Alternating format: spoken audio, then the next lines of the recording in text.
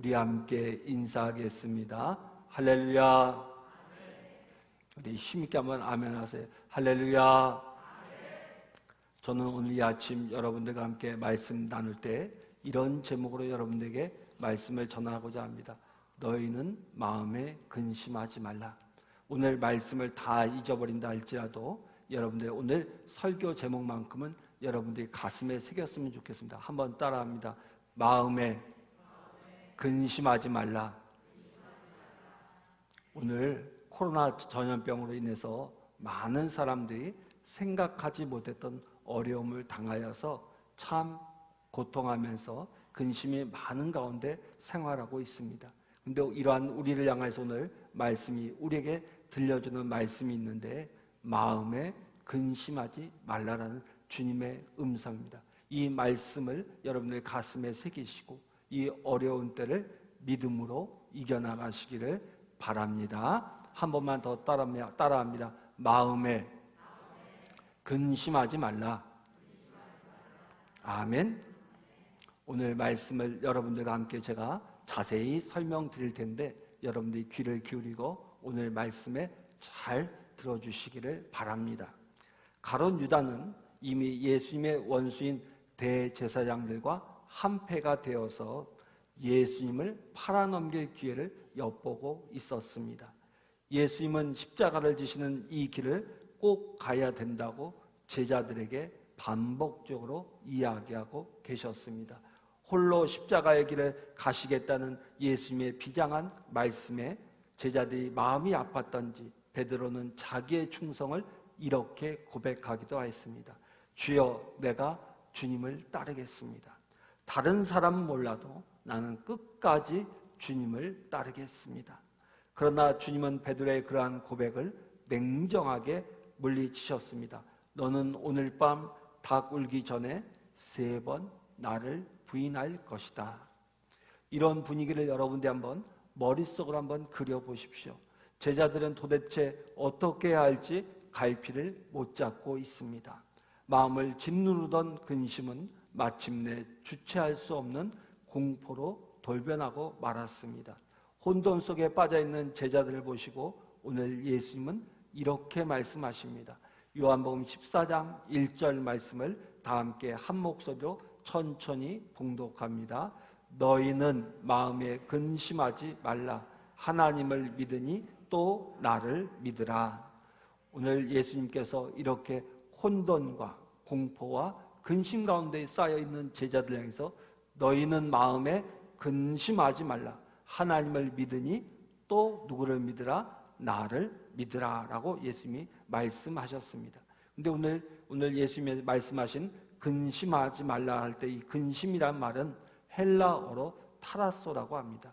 근데 이 타라소라는 말은 조금 굉장히 강한 어감을 가지고 있는 말입니다. 조금 걱정스럽다, 염려가 된다 정도의 말이 아니라 우리의 마음을 고통을 느끼게 할 정도로의 아주 괴로운 상황을 가리킬 때 쓰는 말을 타라소라고 합니다. 그러한 고통과 근심 가운데 있는 제자들 향해서 오늘 예수님이 말씀하시기를 근심하지 말라라고 말씀하고 계신 것입니다. 이 말을 이렇게 해석할 수 있을 것입니다. 너희가 마음속으로 고민하고 번민하는 것을 이제는 그만 두어라. 왜냐하면 내 아버지 집에 거할 곳이 많기 때문이다 라고 오늘 예수님이 말씀하고 계시는 것입니다. 사실 지금 상황 속에서 더 큰 고통에 시달리고 있는 분은 제자들이 아니라 바로 예수님 자신이었습니다. 조금 후에 예수님께서 겟세마네 동산에 오르셔서 제자들에게 자기의 심경을 이렇게 토로하셨습니다. 마태복음 26장 38절을 보면 이렇게 고백합니다. 내 마음이 매우 고민하여 죽게 되었으니. 예수님도 굉장히 십자가를 앞두고 마음에 고민이 많으셨습니다.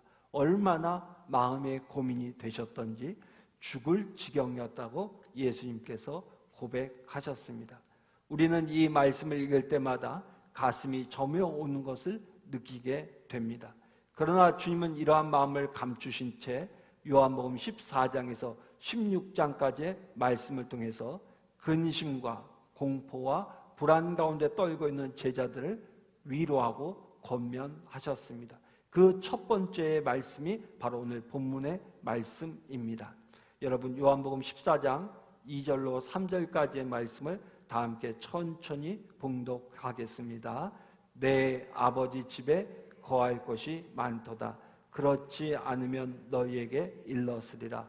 내가 너희를 위하여 거처를 예비하러 가노니 가서 너희를 위하여 거처를 예비하면 내가 다시 와서 너희를 내게로 영접하여 나 있는 곳에 너희도 있게 하리라. 아멘. 자, 오늘 본문 말씀에서 우리가 좀 생각하고 넘어가야 될 부분들이 있습니다. 첫째는 처소를 예비하러 간다는 말씀입니다. 처소를 예비하러 간다는 말씀의 뜻은 무엇일까요? 구약 성도들이 이미 들어가고 살 수 있는 천국은 준비되어 있었습니다. 무엇 때문에 오늘 예수님께서는 새롭게 천국을 준비하러 가신다고 말씀하고 있는 것일까요? 여기서 우리는 예수님께서 천국을 준비하신다는 말씀이 그런 뜻이 아니라는 것을 알 수 있습니다.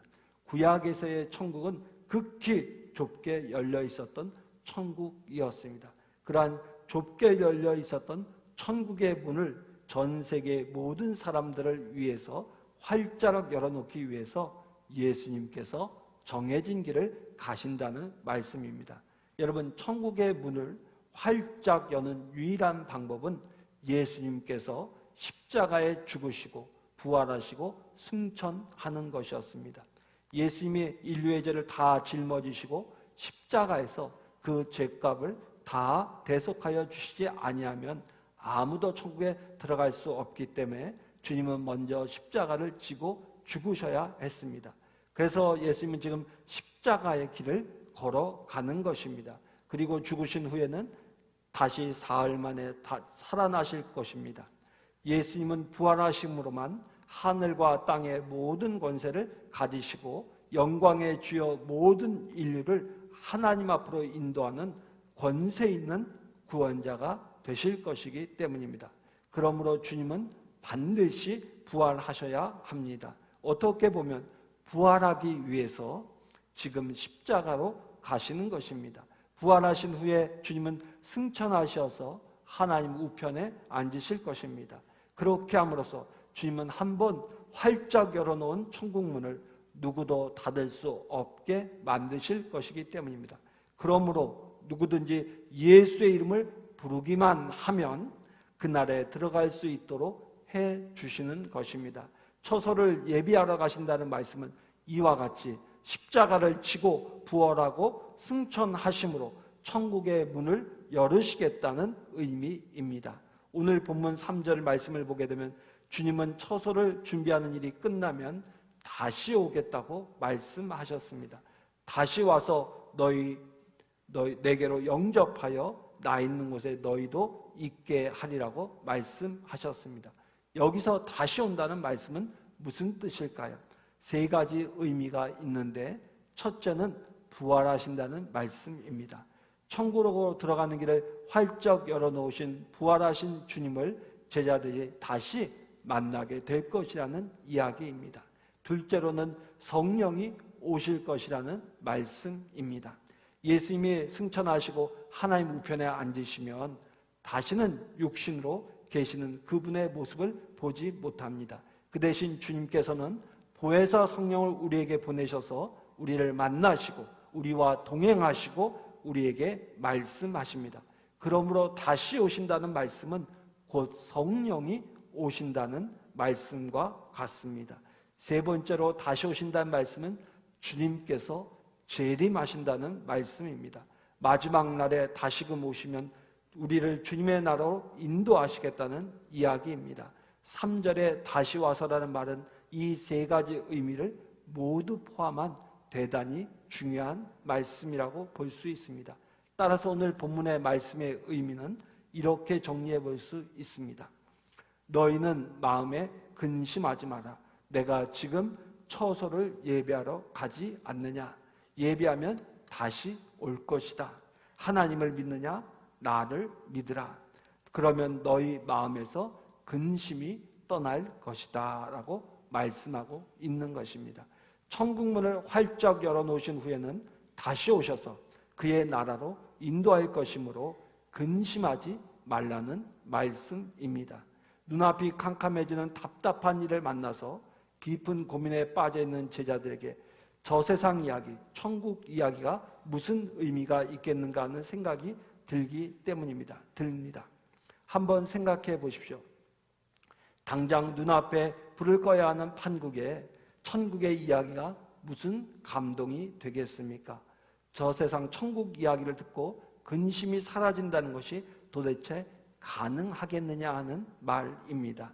제자들이 60세나 70세쯤 된 사람들이라면 그럴 수도 있을지 모르겠습니다. 살 만큼 산 사람들이니까 이제 천국이 내 눈앞에 가까이 왔구나라고 생각할 수도 있습니다. 그러나 예수님의 당시 제자들은 기껏해야 20대 후반이나 30대 초반이었습니다. 그런 사람들에게 천국 이야기가 무슨 감동과 위로가 될 수 있겠습니까? 그럼에도 불구하고 오늘 예수님께서는 근심하지 말라고 제자들을 권면하면서 천국 이야기를 들려주고 있다는 사실을 우리는 기억해야 됩니다. 여러분, 실직을 당한 사람이 한 1년은 그동안 모아두었던 것을 가지고 그럭저럭 버티지만 앞으로는 어떻게 살까 하는 생각만 해도 눈앞이 캄캄해지는 가장이 있다고 한번 생각해 보십시오.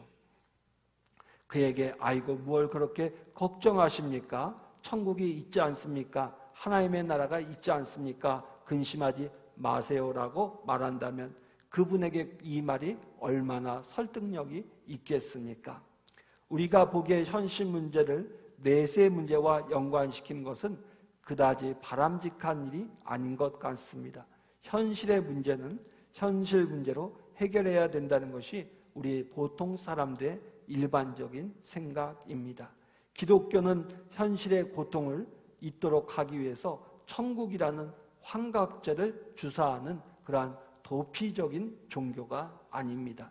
그러면 왜 우리 주님께서는 근심 속에 있는 제자들에게 천국의 이야기를 하셨을까요? 여기에는 중요한 두 가지 이유가 있는데, 첫째는 이 세상에서 들을 수 없는 이야기 가운데 천국 이야기만큼 좋은 것은 없기 때문입니다. 한번 따라합니다. 천국만큼 좋은 것은 없다. 여러분, 천국 이야기만큼 우리 믿음의 사람을 흥분시키고 마음을 뜨겁게 만들고 근심을 잊어버리게 할 만한 이야기는 없습니다. 우리 자신에게 이와 같은 반응이 일어나지 않는 것이 문제지 사실 천국 이야기만큼 좋은 것은 없습니다.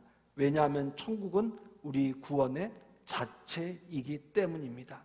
나는 구원받아야 되겠습니다.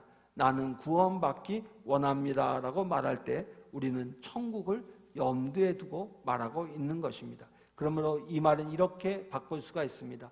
나는 천국 들어가기를 원합니다. 예수님이 말씀하시는 아버지의 집은 우리가 들어갈 고향입니다. 그러므로 천국은 우리가 세상에서 가슴에 안고 씨름하는 모든 문제에 대한 완전한 해답인 것입니다. 그래서 예수님께서는 근심에 쌓인 제자들에게 천국에 대한 이야기를 들려주고 있는 것입니다. 저는 오늘 이 아침 믿음으로 주의 전에 달려나오신 여러분들이 오늘 들려드린 천국의 말씀에 귀를 기울이시기를 바랍니다. 여러분, 천국은 우리가 세상에서 손에 입고 있는 손해라든가 원통함이라든가 분한 것들에 대한 완전하고 충족한 보상입니다. 우리가 천국에만 가면 우리의 마음에 있는 응어리들이 다 풀려지게 되어 있습니다. 왜냐하면 하나님께서 엄청난 것으로 우리를 보상하시고 위로하시기 때문입니다. 천국은 우리가 바라고 꿈꾸는 모든 행복의 최고급의 행복인 것입니다. 왜 그렇습니까? 천국에 가면 세상에서 우리가 당하던 모든 고통의 원인이 완전히 제거되어 버리기 때문입니다. 그래서 요한계시록 21장 4절 말씀을 보면 천국에는 다시 사망이 없고 죽음이 없다고 합니다. 이와 같은 천국을 생각하면 기뻐할 수밖에 없습니다. 기뻐하지 않는 사람은 정상이 아니라고 볼 수 있습니다. 다시는 죽음이나 애통하는 것이나 곡하는 것이 없다고 하는데 왜 기쁘지 않습니까? 사랑하는 자가 죽어서 가슴을 치고 울어본 일이 있으십니까? 밤잠을 설쳐가면서 육신의 고통으로 씨름해본 일이 있으십니까? 팔자가 좋아서 70년, 80년을 살았는데 한 번도 아파본 일이 없는 분들이 계시다면 참 행복하고 복된 분들입니다. 그러나 이러한 슬픔이나 고통을 맛본 분들이라면 이러한 죽음이나 고통이 다시 없다는 사실이 얼마나 귀한 일인지를 우리는 압니다. 근데 천국에 가게 되면 우리를 괴롭게 하는 이러한 모든 원인이 완전히 제거된 곳이라고 오늘 성경은 가르쳐주고 있습니다. 뿐만 아니라 천국에 가면 우리의 영광이 극치를 이루게 됩니다. 부활하신 예수님의 찬란한 모습이 바로 우리의 모습이 될 것이기 때문입니다. 예수님과 영원히 살 수 있는 찬란한 영광을 덧입게 된 우리의 모습을 한번 상상해 보십시오. 얼마나 아름답겠습니까? 그때는 우리가 키가 작다고 고민할 필요도 없고 못생겼다고 고민할 필요도 없습니다. 잘났다고 거드름 피울 것도 없습니다. 우리 모두가 흠과 티가 전혀 없는 하나님의 자녀가 될 것이기 때문입니다. 그러니 천국 이야기보다 더 좋은 이야기가 이 세상에 어디 있겠습니까?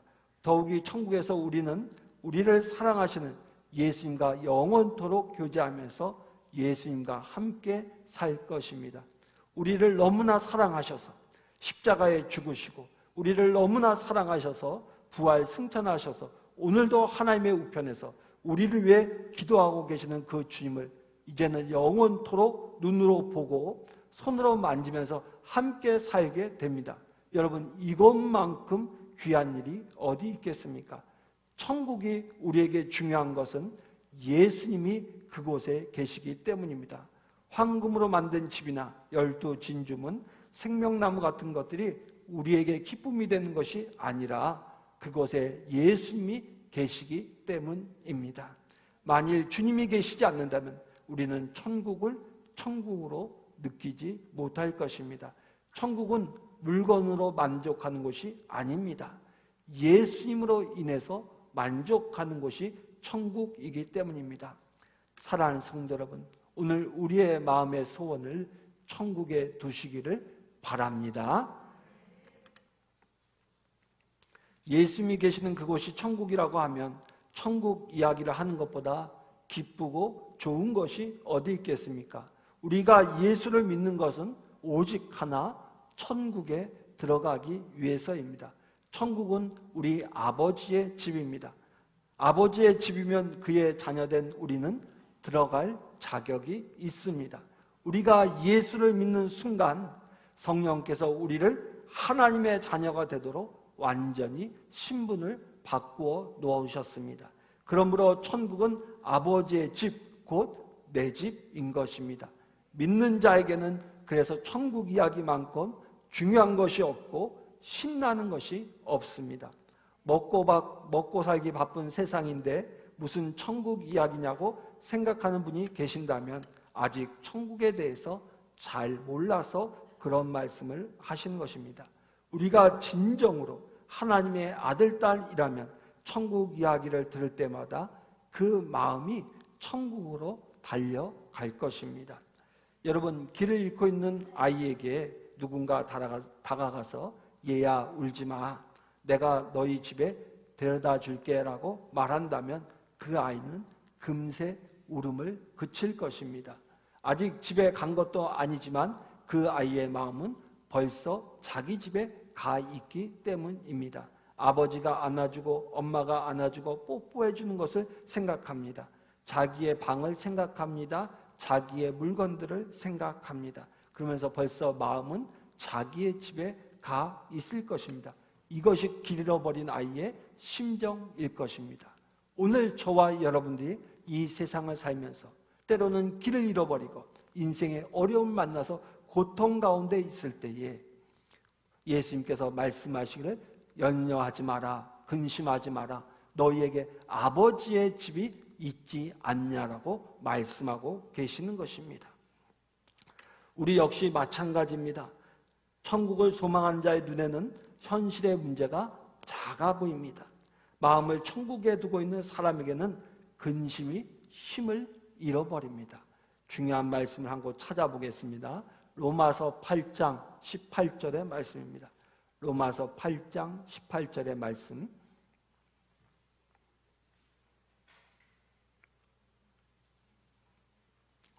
로마서 8장 18절의 말씀 화면에 나와 있는데 우리 함께 다 같이 천천히 봉독합니다. 생각하건대 현재의 고난은 장차 우리에게 나타날 영광과 비교할 수 없도다.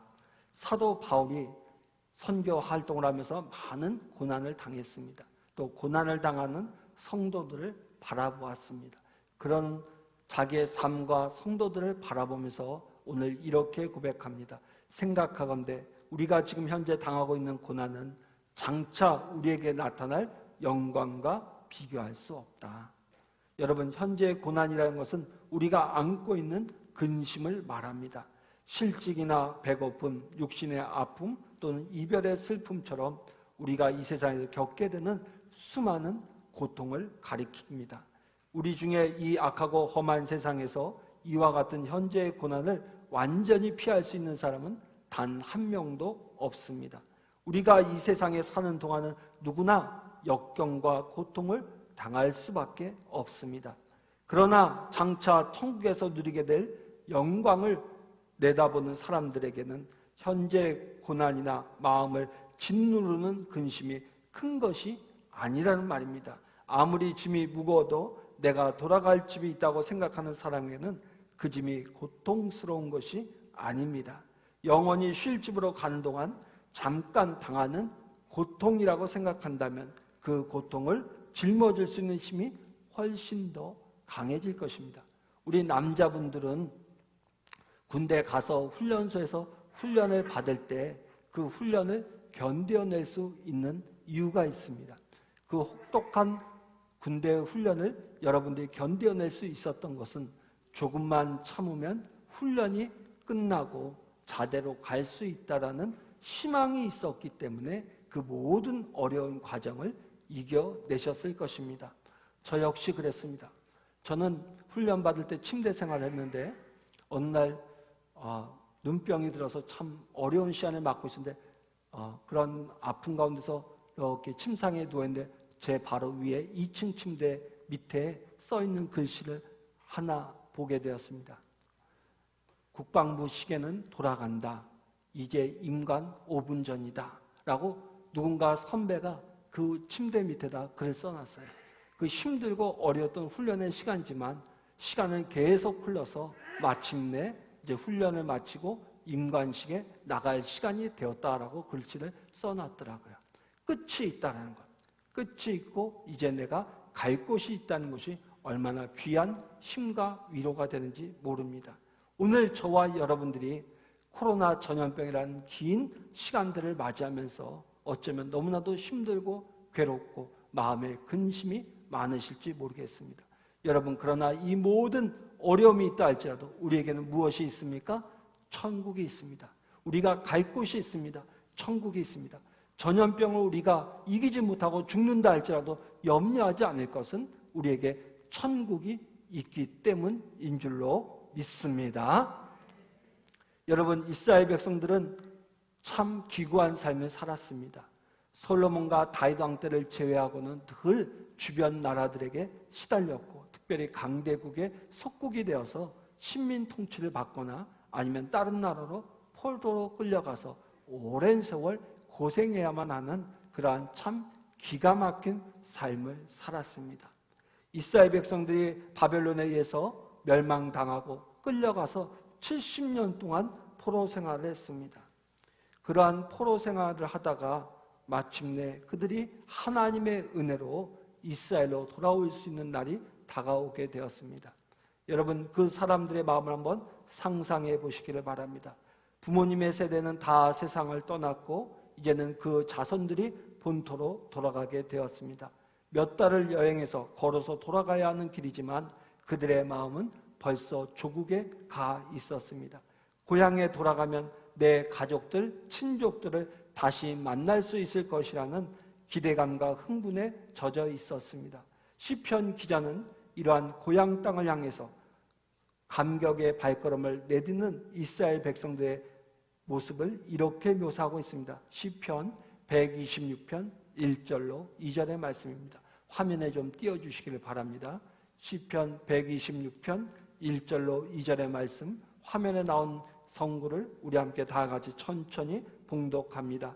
여호와께서 시온의 포로를 돌려보내실 때에 우리는 꿈꾸는 것 같았도다. 그때에 우리의 입에는 웃음이 가득하고 우리의 혀에는 찬양이 찼었도다. 아멘. 자, 시편 126편 1절 말씀 보니까 여호와께서 시온의 포로를 돌려보내실 때에 우리는 꿈꾸는 것 같았다. 이것이 포로 생활에서 조국으로 돌아가게 된 이스라엘 백성들의 고백이었습니다. 얼마나 힘들고 고통스러웠던 포로 생활에서 이제 그 생활을 다 마치고 집으로 돌아가게 됐을 때 그들은 마치 꿈꾸는 것 같았다고 고백을 하고 있습니다. 여러분, 지금 오늘 우리가 살아가는 삶이 고단하고 힘들다고 하지만 우리가 천국에 대한 소망을 가지고 살아가게 된다면 이 모든 시간들이 마치 꿈꾸는 것과 같이 지나가게 될 줄로 믿습니다. 여러분, 이 세상의 고향으로 돌아간 사람의 마음도 꿈꾸는 것 같았다면 짧은 한 세상을 살고 하나님이 준비한 영원한 나라를 향해서 걸어가고 있는 사람의 마음은 얼마나 황홀감에 가득 차 있겠습니까? 꿈꾸는 자에게는 세상의 힘이 큰 힘을 발휘하지 못합니다. 천국을 바라보고 꿈꾸는 자의 마음에는 고통이 힘을 잃게 되어 있는 것입니다. 건강해서 오래 살기를 소원하는 것이 아닙니다. 하는 일마다 형통해서 우리가 세상에서 부러움을 사는 사람이 되기를 원하시는 것도 아닙니다. 이 세상에서 많이 쌓아놓고 마음껏 누리게 되기를 원하시는 것도 아닙니다. 이 세상은 어차피 남의 나라요, 남의 땅입니다. 우리가 영원히 거할 집이 아닙니다. 남의 집에서 행복하면 얼마나 행복하겠습니까? 오래 산다고 그게 얼마나 대단한 복이 되겠습니까? 주님은 우리 자신이 이 세상에 속하지 않으셨듯이 우리도 이 세상에 속한 자가 아니라고 말씀해 주고 계신 것입니다. 이 세상은 남의 집입니다. 우리의 집은 하나님의 집인 줄로 믿습니다. 요한복음 17장 24절 말씀을 우리 마지막으로 한번 보겠습니다. 요한복음 17장 24절 말씀입니다. 우리 함께 천천히 봉독하겠습니다. 아버지여, 내게 주신 자도 나 있는 곳에 나와 함께 있어 아버지께서 창세 전부터 나를 사랑하심으로 내게 주신 나의 영광을 그들로 보게 하시기를 원하옵나이다. 여기서 내게 주신 자는 1차적으로 제자들을 가리키는 말이지만 좀 넓은 의미에서는 우리가 해당이 되는 말입니다. 예수님께서 우리를 향해 품고 계신 간절한 소원은 우리를 예수님이 계시는 천국으로 데리고 가서 함께 살도록 하는 것입니다. 예수님이 하나님 앞에 우편에서 누리는 그 영광을 우리가 보고 찬송하고 즐거워하도록 하는 것이 예수님의 간절한 소원이었던 것입니다. 그것만이 우리가 최고의 만족을 줄 수 있는 최상의 행복이기 때문입니다. 그러므로 우리는 천국 이야기를 들을 때마다 근심이 가벼워져야 합니다. 천국만 생각하면 세상에 어떤 것도 부럽지 않은 사람이 되어야 합니다. 천국을 이야기할 때면 연인이 자기의 사랑을 이야기하듯이 시간 가는 것을 잊어버리고 푹 빠질 수 있는 그런 은혜가 있어야 합니다. 여러분에게 이러한 은혜가 임하기를 주의 이름으로 축원합니다. 여러분, 겉으로 천국 간다고 하면서 속은 완전히 세상에 몰입해서 천국 이야기만 하면 자기와 상관없는 딴 세상 이야기처럼 시큰둥하게 받아들이는 그런 믿음을 가지고 세상을 살 바에는 차라리 신앙생활을 그만두는 편이 나을지도 모릅니다. 여러분들의 마음과 관심이 천국에 있기를 주의 이름으로 축원합니다. 자, 그러면서 여러분들이 제가 어느 소설의 이야기를 여러분들에게 들려드리기를 원합니다. 언젠가 제가 단테의 신국이라는 책을 아마 설명해 드린 적이 있을 것입니다.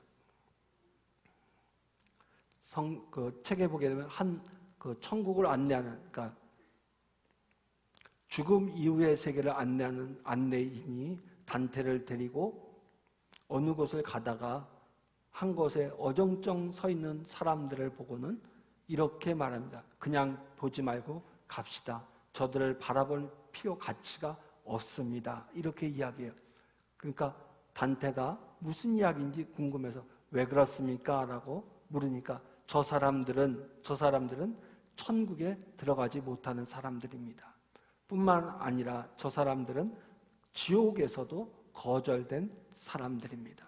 천국에도 가지 못하고 지옥에도 가지 못해서 갈 곳이 없어 여기 모여있는 그런 사람들입니다. 라고 이야기를 해주는 그런 장면이 나옵니다. 물론 소설가가 꾸며낸 이야기고 카톨릭 교회의 신앙을 언급하고 있는 것입니다. 그러나 여러분, 그 소설이 우리에게 던져주는 귀한 교훈이 있습니다. 여러분, 천국에도 들어가지 못하고 지옥에도 들어가지 못하는 그런 어정쩡한 사람, 성경은 이렇게 표현하죠. 차든지 덥든지 하라.